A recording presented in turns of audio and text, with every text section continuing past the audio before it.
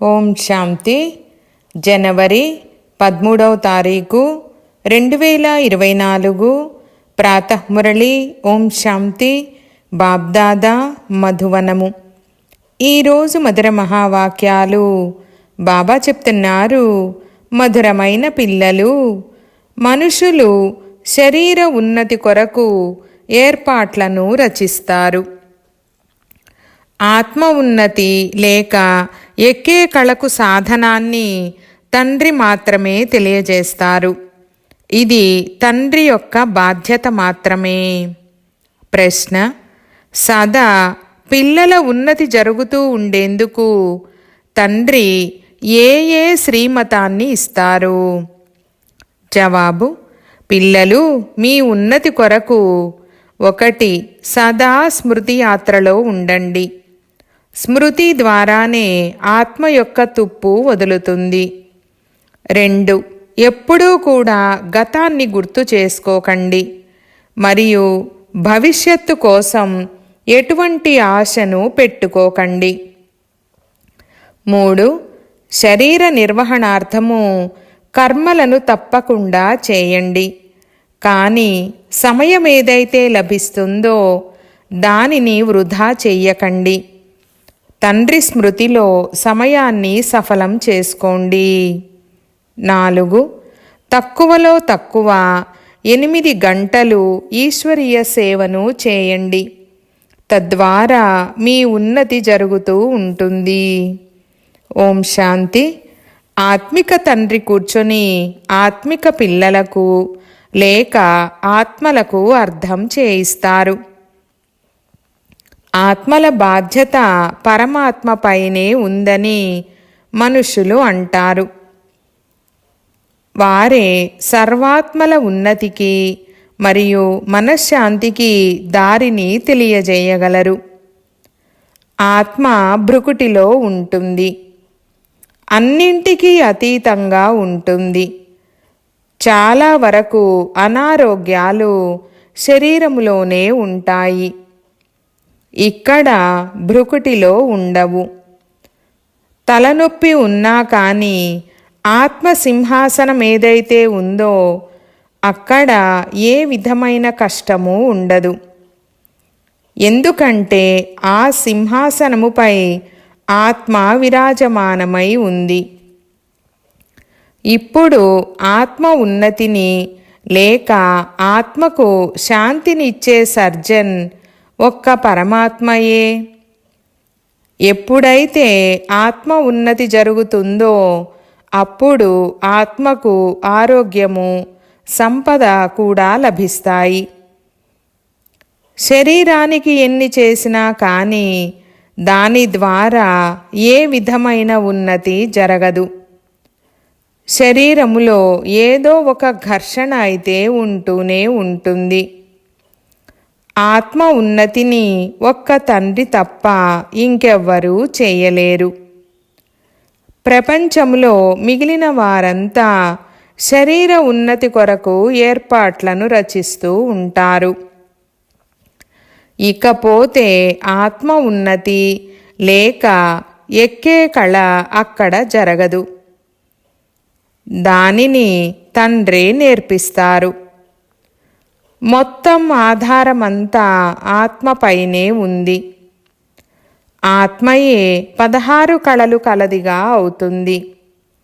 మళ్ళీ ఆత్మయే పూర్తిగా కళారహితంగా అయిపోతుంది. 16 కళలు కలదిగా అవుతుంది. మళ్ళీ కళలు ఎలా తగ్గిపోతాయి అది కూడా తండ్రే అర్థం చేయిస్తారు.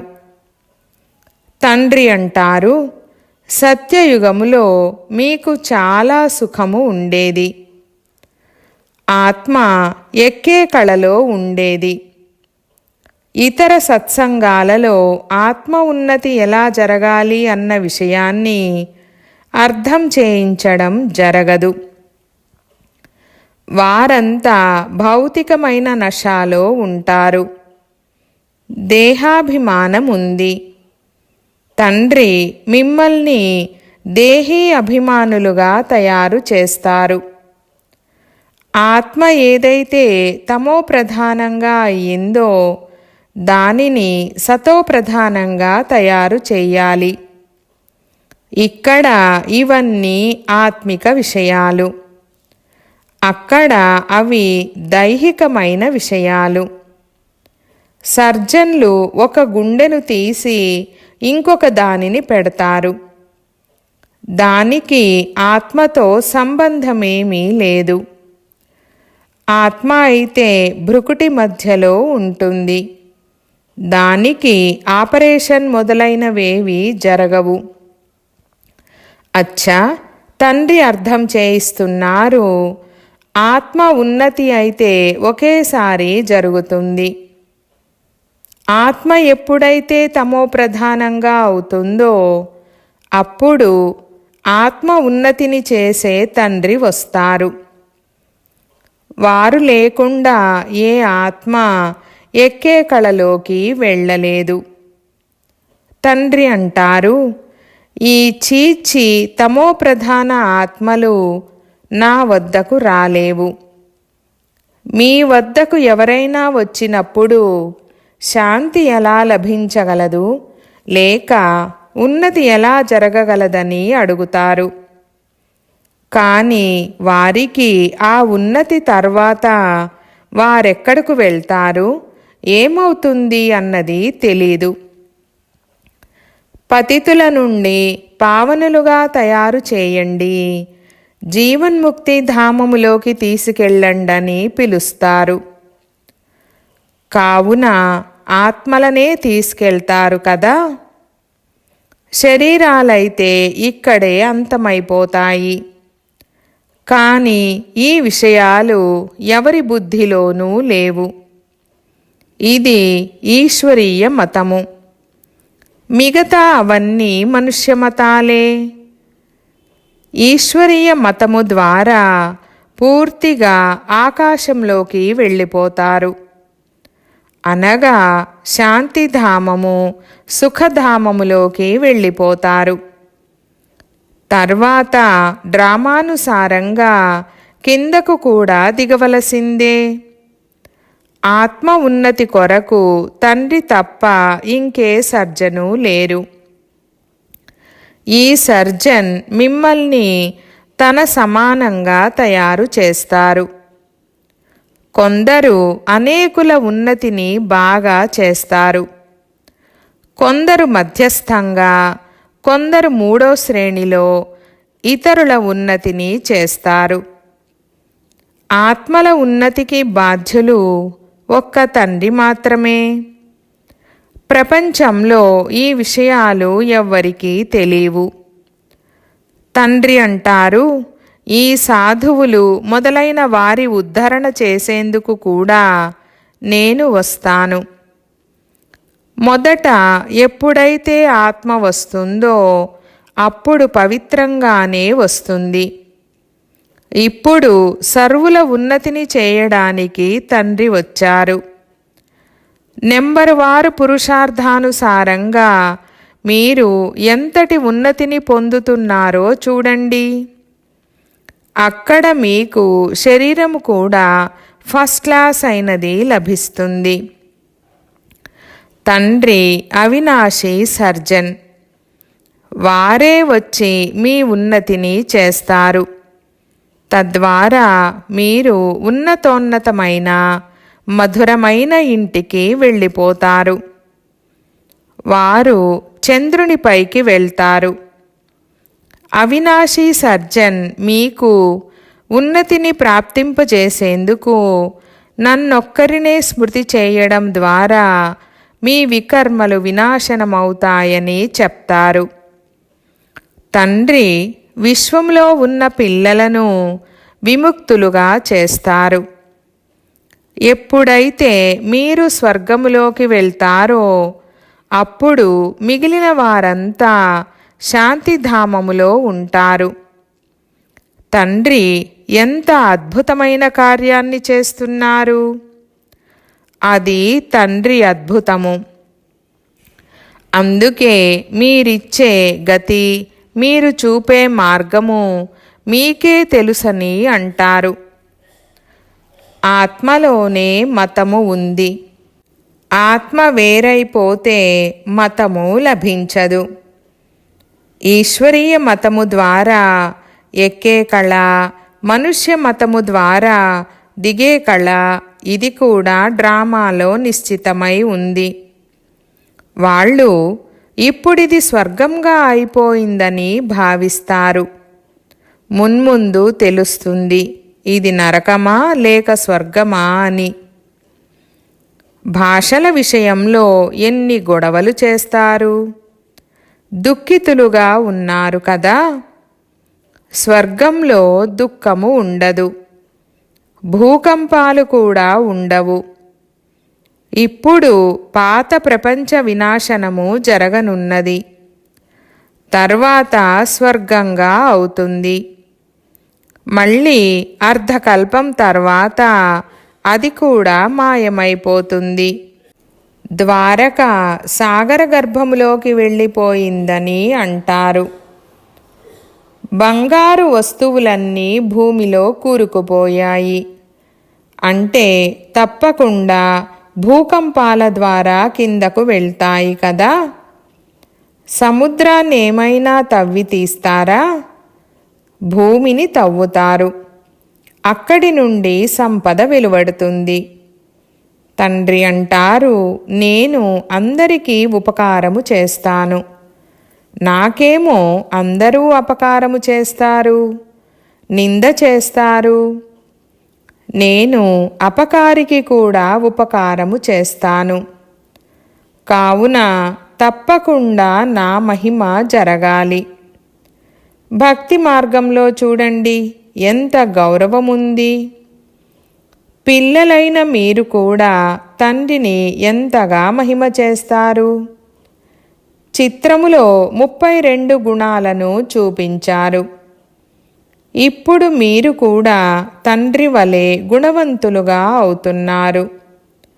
కావున ఎంత పురుషార్థం చేయాలి. సమయాన్ని వృధా చెయ్యకూడదు. చాలా ఉన్నతోన్నతుడైన తండ్రి చదివిస్తున్నారు. కావున రోజు తప్పకుండా చదువుకోవాలి. వీరు అవినాశి తండ్రి కూడా, టీచర్ కూడా. చివర్లో వచ్చేవారు పాతవారి కన్నా కూడా చురుకుగా ముందుకు వెళ్తున్నారు. ఇప్పుడు తండ్రి ద్వారా మొత్తం ప్రపంచమంతటి ఉన్నతి జరుగుతుంది. శ్రీకృష్ణుణ్ణి కూడా గుణవంతునిగా తయారు చేసేవారు ఆ తండ్రే. వారే అందరికీ ఇచ్చేవారు. మిగిలిన వారంతా తీసుకుంటారు. ఈ వంశము నెంబరువారు పురుషార్థానుసారముగా తయారవుతోంది. అనంతమైన తండ్రి చూడండి ఎంత మధురమైన వారు, ఎంత ప్రియమైన వారు. ఉన్నతోన్నతుడైన తండ్రి ద్వారా ఇప్పుడు అందరి ఉన్నతి జరుగుతోంది. మిగిలిన వారంతా మెట్లు దిగవలసిందే. అద్భుతమంతా తండ్రిదే. తినండి, తాగండి, అన్నీ చేయండి. కేవలం బాబా గుణాలను గానం చేయండి. బాబా స్మృతిలో ఉంటూ భోజనం చేయలేరని కాదు. రాత్రి వేళలో ఎంతో ఖాళీ సమయం లభిస్తుంది. 8 గంటలైతే ఖాళీ సమయం ఉంటుంది. తండ్రి అంటారు, తక్కువలో తక్కువ 8 గంటలు ఈ గవర్నమెంట్ యొక్క సేవను చేయండి. ఎవరు వచ్చినా సరే వారికి ఆత్మ ఉన్నతి కొరకు దారిని తెలియజేయండి. జీవన్ముక్తి అనగా విశ్వానికి యజమానులు మరియు ముక్తి అనగా బ్రహ్మాండానికి యజమానులు. ఇది అర్థం చేయించడం సహజమే కదా. కానీ భాగ్యములో లేకపోతే పురుషార్థం ఏమి చెయ్యగలరు? తండ్రి అర్థం చేయిస్తారు. తండ్రి స్మృతి లేకుండా ఆత్మలోని తుప్పు తొలగదు. రోజంతా జ్ఞానాన్ని వినిపించినా కానీ ఆత్మ ఉన్నతి కోసం స్మృతి తప్ప ఇంకే ఉపాయమూ లేదు. తండ్రి పిల్లలకు ఎంతో ప్రేమగా ప్రతిరోజు అర్థం చేయిస్తారు. కానీ అంతటి ఉన్నతిని పొందుతున్నారా లేదా అన్నది ప్రతి ఒక్కరూ తాము స్వయమే అర్థం చేసుకోగలరు. ఈ విధంగా కేవలం మీరు మాత్రమే వినడం లేదు, అన్ని సెంటర్ల పిల్లలు వింటున్నారు. ఇక్కడ టేప్ పెట్టారు. ఇది కూడా తనలో ఈ శబ్దాన్ని నింపుకొని సేవ చేయడానికి వెళ్తుంది. ఇది చాలా సేవ అందిస్తుంది. శివబాబా మురళిని మేము వింటున్నామని పిల్లలు భావిస్తారు. మీ ద్వారా విన్నట్లయితే అది ఇండైరెక్ట్ అవుతుంది. కావున డైరెక్ట్గా వినేందుకు ఇక్కడకు వస్తారు.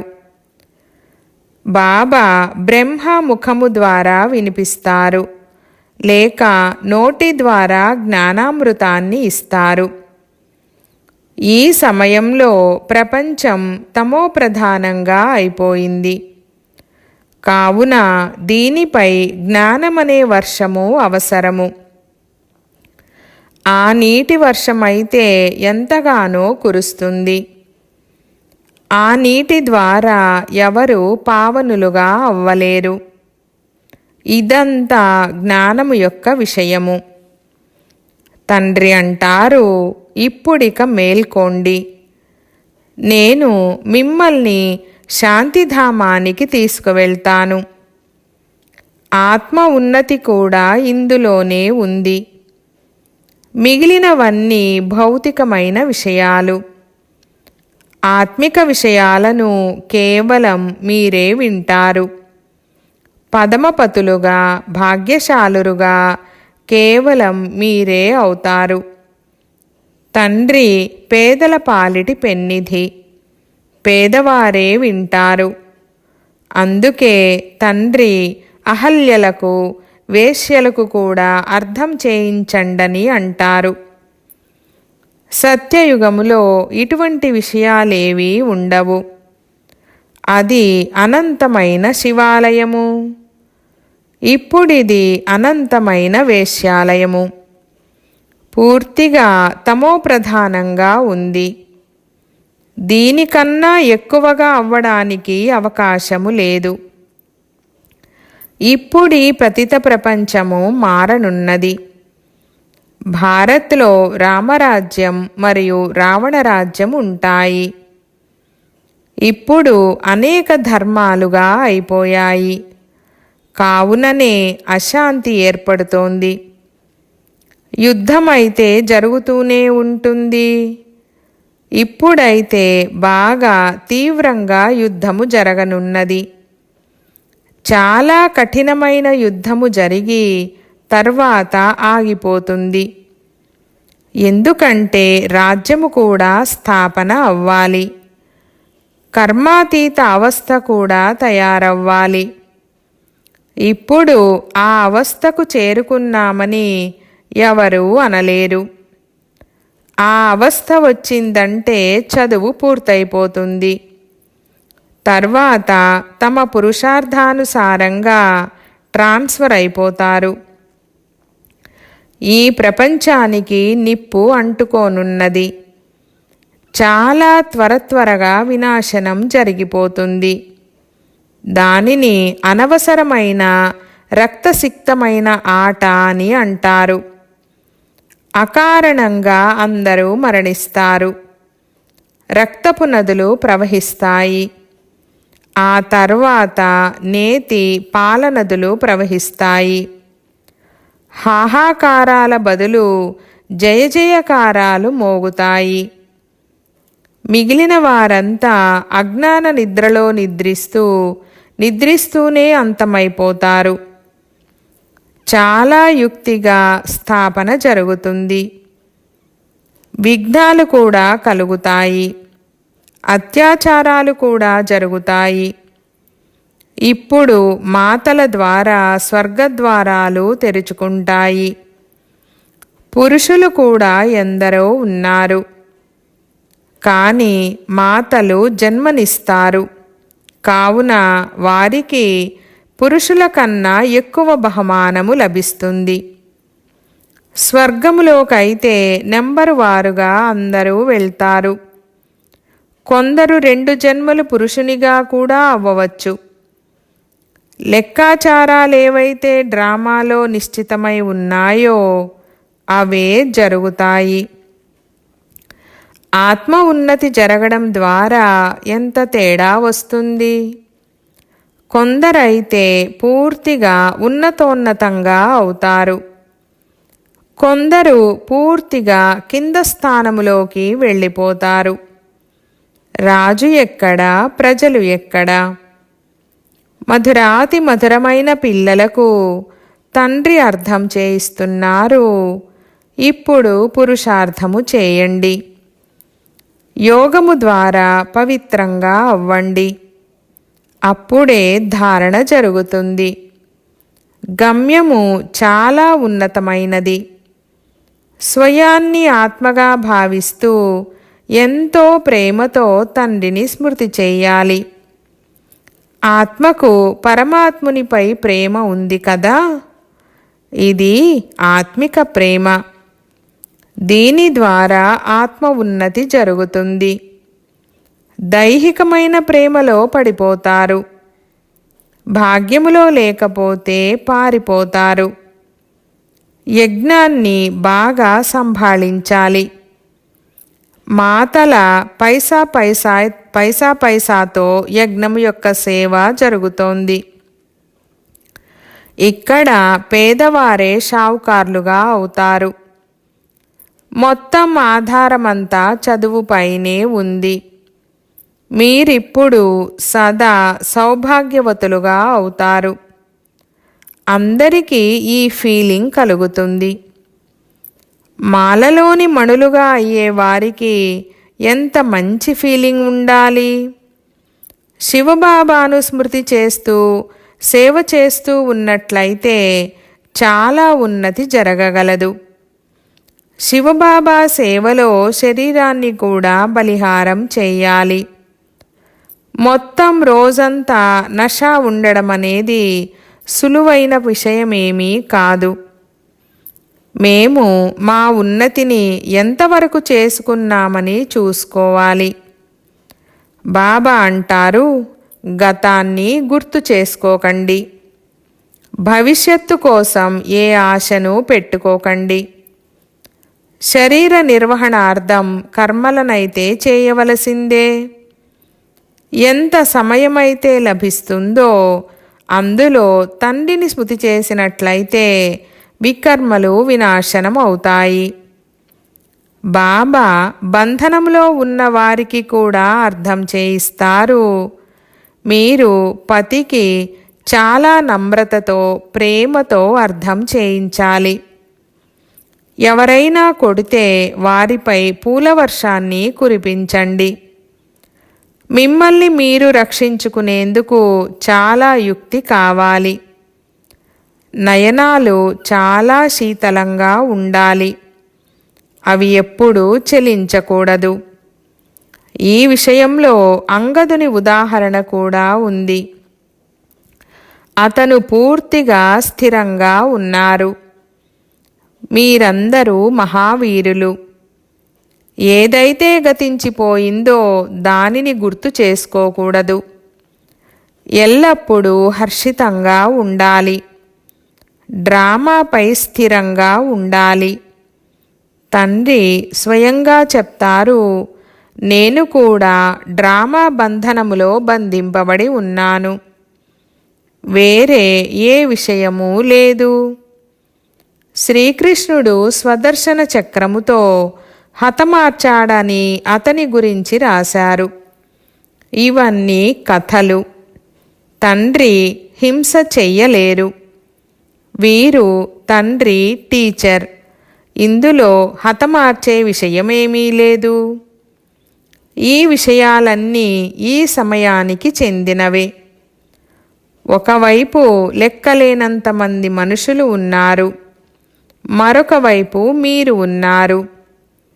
ఎవరైతే రావలసి ఉంటుందో వారు వస్తూ ఉంటారు. కల్పపూర్వము వలె పదవిని పొందుతూ ఉంటారు. ఇందులో చమత్కారము యొక్క విషయమేమీ లేదు. తండ్రి దయార్ద్ర హృదయుడు, దుఃఖహర్త సుఖకర్త. మరి వారు దుఃఖాన్ని ఎలా ఇవ్వగలరు? మీఠే మీఠే సికీలతే బచ్చోं ప్రతి मात पिता बाप दादा का याद प्यार और गुड मॉर्निंग। रूहानी बाप की रूहानी बच्चों को नमस्ते। हम रूहानी बच्चों की रूहानी बाप दादा को याद प्यार गुड मॉर्निंग और నమస్తే నమస్తే బాబా నమస్తే. ధారణ కొరకు ముఖ్య సారము. 1వ పాయింట్, తక్కువలో తక్కువ 8 గంటలు ఈశ్వరీయ గవర్నమెంట్ యొక్క సేవను చేసి మీ సమయాన్ని సఫలం చేసుకోవాలి. తండ్రి వలె గుణవంతులుగా అవ్వాలి. 2వ పాయింట్, ఏదైతే గతించిపోయిందో దానిని గుర్తు చేసుకోకూడదు. గతించిన దానిని గతంగా చేసి సదా హర్షితంగా ఉండాలి. డ్రామాపై స్థిరంగా ఉండాలి. వరదానము: సంకల్పాలు, మాటలు మరియు కర్మల యొక్క వ్యర్థాన్ని సమర్థములోకి పరివర్తన చేసే హోలీ హంస భవ. వివరణ: హోలీ హంసలు అంటే అర్థము సంకల్పాలు, మాటలు మరియు కర్మల యొక్క వ్యర్థాన్ని సమర్థములోకి పరివర్తన చేసేవారు. ఎందుకంటే వ్యర్థము రాయి వంటిది. రాయికి విలువ ఉండదు, రత్నానికి విలువ ఉంటుంది. ఇది పనికొచ్చే వస్తువు కాదు, ఇది పనికొచ్చేది అని హోలీ హంస వెంటనే పరిశీలిస్తుంది. కర్మలను చేస్తూ కేవలం ఈ స్మృతి ఎమర్జై ఉండాలి. రాజయోగి నాలెడ్జ్ఫుల్ ఆత్మలమైన మేము రూలింగ్ మరియు కంట్రోలింగ్ పవర్ కలవారము. అప్పుడు ఏది వ్యర్థం అవ్వదు. ఈ స్మృతి హోలీ హంసలుగా తయారు చేస్తుంది. స్లోగన్: ఎవరైతే స్వయాన్ని ఈ దేహము రూపీ ఇంట్లో అతిథిగా భావిస్తారో వారే నిర్మోహులుగా ఉండగలరు. ఈరోజు అవ్యక్త ఇషారా పాయింట్: ఎప్పుడైనా ఏదైనా స్మారక దినం ఉన్నప్పుడు నడుస్తూ తిరుగుతూ ట్రాఫిక్ని కూడా ఆపు చేసి 3 నిమిషాలు సైలెన్స్ను ప్రాక్టీస్ చేయిస్తారు. నడుస్తున్న అన్ని కార్యాలను ఆపివేస్తారు. అలాగే మీరు కూడా ఏ కార్యాన్ని చేస్తున్నా లేక మాట్లాడుతున్నా మధ్య మధ్యలో ఈ సంకల్పాల ట్రాఫిక్ను ఆపు చేసే అభ్యాసము చేయండి. 1 నిమిషం కోసమైనా మనసులోని సంకల్పాలను, శరీరం ద్వారా జరుగుతున్న కర్మలను మధ్యలో ఆపు చేసైనా సరే మీ ఫరిష్తా స్వరూపములో స్థితులవ్వండి. ఓం శాంతి.